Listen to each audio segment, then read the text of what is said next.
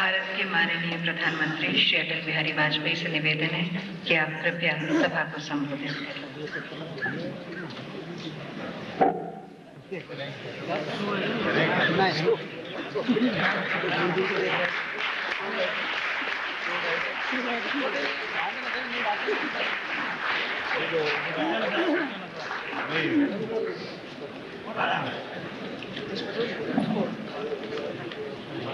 राज्यपाल डॉक्टर भाई महावीर, मुख्यमंत्री श्री दिग्विजय सिंह जी, श्री अमजद अली खान, श्रीमती शुभलक्ष्मी खान, पंडित हेमंत सैन, उस्ताद सुल्तान खान, श्री LK पंडित, ग्वालियर के संगीत प्रेमी बहनों और भाइयों,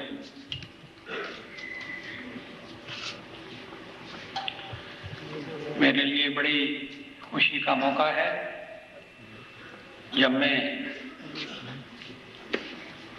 आपके बीच में उपस्थित हूं और संगीत का भी रसास्वादन कर रहा हूं। अमजद भाई बहुत दिनों से मुझसे कह रहे थे कि मैं ग्वालियर चलूं,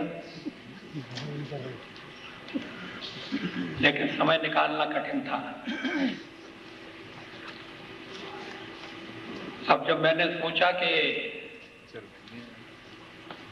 सीमा पर गर्मा गर्मी हो रही है तो संगीत का अभ्यास करना चाहिए।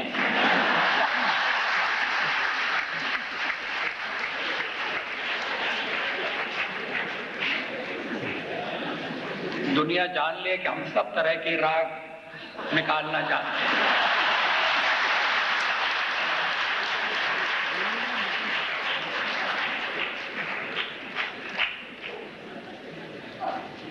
ग्वालियर और संगीत ये पर्यायवाची शब्द है। अभी भी ग्वालियर की इतनी ख्याति है कि अगर कोई ग्वालियर वाला किसी और प्रदेश में चला जाए तो लोगों को जब पता लगेगा कि वो ग्वालियर का है तो लोग जरूर कहेंगे कि आप जरूर गाना जानते होंगे, अब बिना गाए आपको छोड़ा नहीं जाएगा।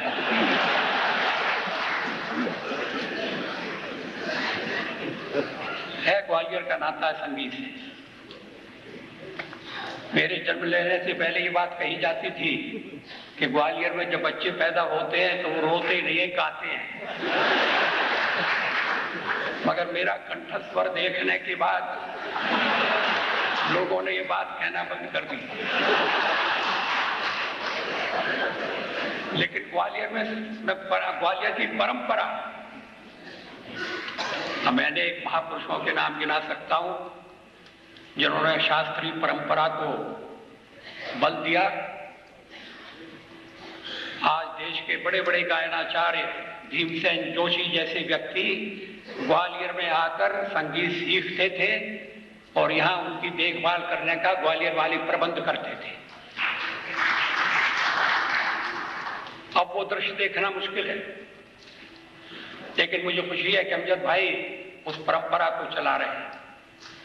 और आज के समारोह में मैंने दोनों बातें देखी। पुरानी पीढ़ी का सम्मान हो रहा है और नई पीढ़ी को मंच पर आने का अवसर दिया जा रहा है।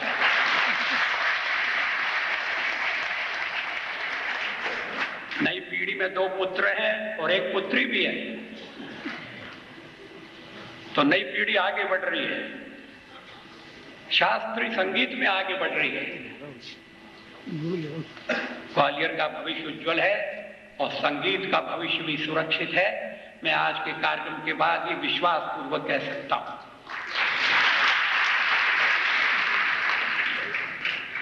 सरोद घर, मैं सोचता था कि अगर घर न होता और ये मकान होता तो उसकी सारी मिठास खत्म हो जाती। मकान तो भाड़े पर भी मिल सकता है, लेकिन घर बनाया जाता है। और अगर वो घर सरोद का घर हो तो वो कितना आनंददायक होगा, कितना कर्णप्रिय होगा, इसका हम अनुमान लगा सकते हैं। मुझे अफसोस है कि मैंने अभी तक सरोद घर देखा नहीं था। बहुत दिनों से मैंने पूरा ग्वालियर नहीं देखा है। मुझे डर था कि ग्वालियर वाले मुझे भूल जाएंगे, लेकिन मैं कहीं भी हूं, मैंने वो प्रार्थना रटी थी, तेरा ही पुत्र कहाने में होगा मेरा अभिमान सदा। बहुतों को याद नहीं होगा, ग्वालियर के विद्यालयों में ईश्वर प्रार्थना होती थी, और वो प्रार्थना मेरे पिताजी ने लिखी थी।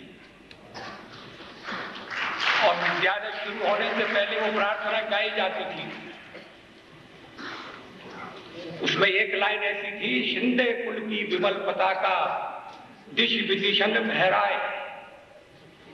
और उस जमाने की याद करिए। तो ग्वालियर से नाता बहुत पुराना है, लेकिन अब लखनऊ बीच में आ गया है।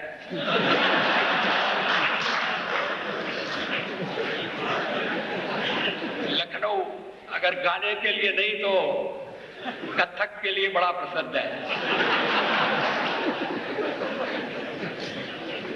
मेरी दोनों में रुचि है।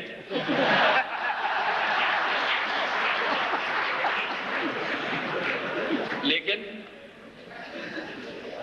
हमारे देश में हमारा संगीत, ये हमारी धरोहर है, ये हमारी पूंजी है, ये हमारा संबल है, ये हमारा पाथेय है। कष्ट में हम गाते हैं, दुख में गाते हैं, सुख में गाते हैं।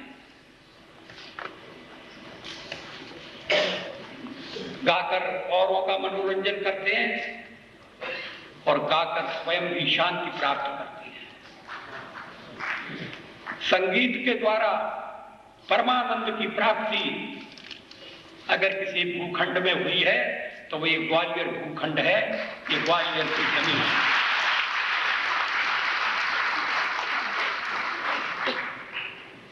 केवल सुरों का सम्मेलन नहीं, लेकिन अंतरंग की एक आवाज और संगीत के साथ रसमय हो जाना, संगीत में खो जाना और स्वयं संगीत का रूप धारण कर लेना, ये धरोहर है हमारी। इसको हमें जीवित रखना है, इसको हमें बढ़ावा देना है। पंडित जी ने ठीक कहा कि अब संगीत के लिए सहारे की जरूरत है। पहले जमाना था, राजा महाराजा थे, नवाब थे, वो कलाओं को संरक्षण देते थे, कलाकारों की चिंता करते थे। लेकिन ये स्थिति बदल गई है। अब राजा नहीं रहे, लेकिन जिनके ऊपर राज्य है उन्हें अपनी जिम्मेदारियों में ये जिम्मेदारी भी समझना चाहिए, इस जिम्मेदारी को भी जोड़ना चाहिए। इसीलिए सम्मान देने की प्रथा चली है, पुरस्कार देने का प्रारंभ हुआ है।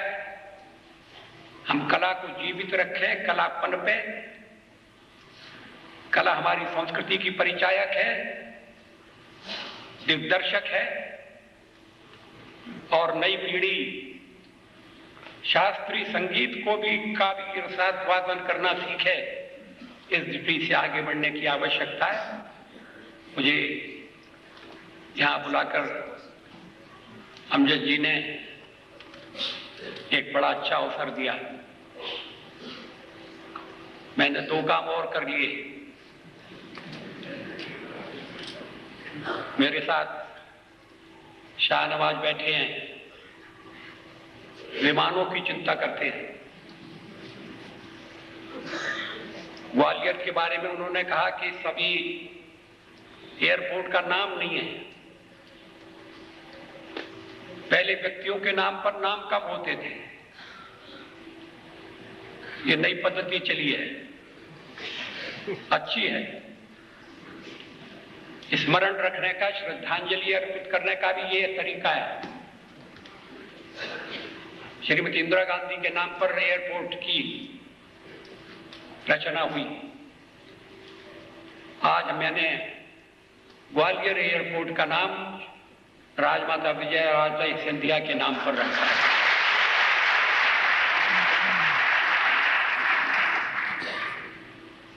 उस समय मुझे माधवराव सिंधिया की भी याद आई थी और मैंने उनका नाम उल्लेख किया था। उसके बाद मुख्यमंत्री महोदय ने एक सुझाव दिया। माधवराव सिंधिया रेल मंत्री रहे थे, रेलों के साथ उनका गहरा नाता था।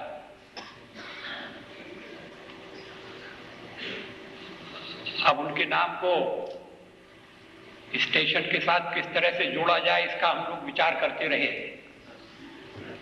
तो ये तय हुआ कि स्टेशन तो ग्वालियर ही रहेगा, मगर जो स्टेशन का भवन है वो माधव भवन के नाम से, माधवराव सिंधिया भवन के नाम से जाना जाए।